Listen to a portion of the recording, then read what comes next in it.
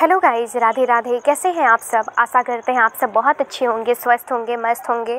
और ये देखिए अभी सुबह के बज रहे हैं 6:30 और मेरे कन्हैया जी की स्नान कराने की तैयारी है। तो मैं सबसे पहले उनको स्नान कराती हूँ। तो एक पात्र, स्वच्छ पात्र लेती हूँ और उसमें स्वास्तिक बनाती हूँ। तो ये देखिए मैं स्वास्तिक बना रही हूँ और स्वास्तिक बनाने के साथ ही मैं अब इसमें कन्हैया जी, ये देखिए मैं स्वास्तिक बना रही हूँ।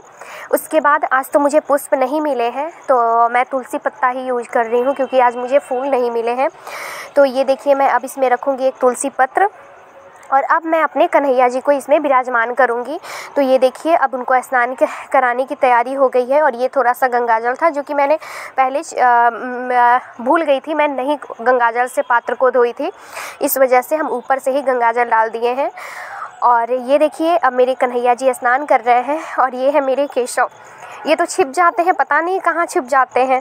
और इनकी हरकतें तो इतनी अजीब अजीब सी है। इनको कैप पहनाया जाता है ना, छोटी सी टोपी, उससे पूरा सर ढक लेते हैं, पूरे के पूरे सर ढक लेते हैं। और आप लोगों से हम क्या बताएं, इनकी हरकतें इतनी मतलब हम एक्सप्लेन नहीं कर सकते हैं। ये कौन कौन सी लीलाएं करते हैं, हरकत नहीं कहेंगे उनको, लीलाएं कहेंगे।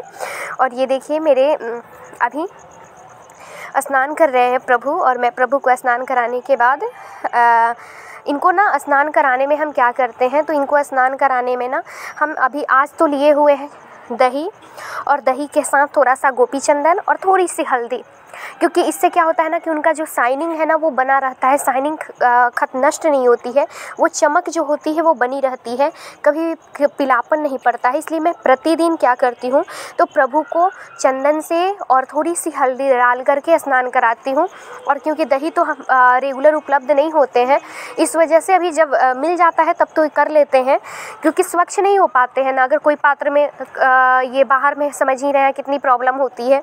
तो ये देखिए मेरे प्रभु स्नान कर रहे हैं। अब स्नान कराने के बाद मैं इनको इनकी पूरी बात बताऊंगी, लेकिन सबसे पहले मैं आप लोगों से एक बात शेयर करना चाहती हूँ। पता है कल मेरे साथ क्या हुआ? कल मुझे पता नहीं किस तरह से हमसे इतनी बड़ी गलती कैसे हो गई, मुझे खुद समझ में नहीं आ रहा है कि मैंने प्रभु को भोग लगाया। प्रभु को भोग लगाने के बाद मैं उनको घी की मसाज की, और मसाज करने के बाद मैंने इनके कपड़े बदले, क्योंकि शयन में डालने से पहले मैं इनकी कपड़े अवश्य बदलती हूँ। तो मैं इनकी कपड़े बदली, और कपड़े बदलने के बाद ना मैं इनको सुलाना भूल गई। और अचानक जब मेरे 12 बजे नींद रात में खुल रही है, 12-1 बजे के लगभग, मैं समय नहीं देखी, करीब वही हो रहा था 1 सवा 1 हो रहा था। तो मेरा जब नींद खुला और अचानक मेरी नींद भी खुली और मैं स्वप्न में देख रही हूँ, ये मैं आप लोगों से किस तरह बयां करूँ, मुझे कुछ समझ में नहीं आ रहा है।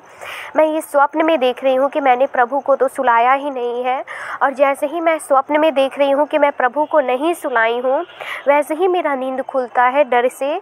और जब मैं उठती हूँ तो वाकई मेरे प्रभु सोए नहीं रहते हैं, वो इसी तरह से, जिस तरह से मैंने उनको बैठाया था वैसे ही वो बैठे रह गए। मैंने तो, और इनकी जो मायूस सी चेहरा बन गई थी, इतने मतलब क्या बोली, इनके चेहरे की रौनक ही चली गई थी। मुझे पता नहीं किस तरह से मैं इस बात को, किस तरह से इस भावना को व्यक्त करूं, कि मुझे समझ ही में नहीं आ रहा है कि आखिर मैं इतनी बड़ी गलती कर कैसे सकती हूं। और करीब इनको उसके बाद मैं क्षमा मांगी इनसे, और क्षमा मांगने के बाद मैं इनको फिर दोबारा शयन कक्ष में डाली जहाँ ये सोते हैं। लेकिन पता नहीं इतनी बड़ी मिस्टेक मुझसे कैसे हो गई, और पता है उसके बाद मुझे नींद ही नहीं आई, पता नहीं क्यों, अजीब सा लग रहा था ना। और उस दिन से मैं अपने बात पे क्या बोलूँ, मुझे हर जगह लगता है ना कि कहीं ना कहीं कुछ भी करते हैं ना तो लगता है ना कि प्रभु ये इस तरह से, प्रभु उस तरह से।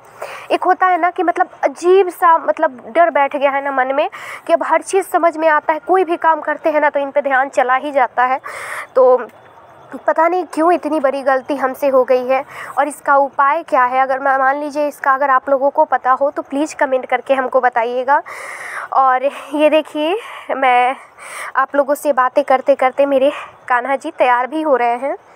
और आप सभी लोगों ने पूछा था कि दी आप ये लड्डू गोपाल जी के वस्त्र कहाँ से मंगाई हैं, जो मैं मुकुट के बारे में पूछे थे लोग और वस्त्र के बारे में भी पूछे थे लोग, क्योंकि ये दोनों मैच करता है ना। तो मैं आप लोगों को बता दूं कि जब मैं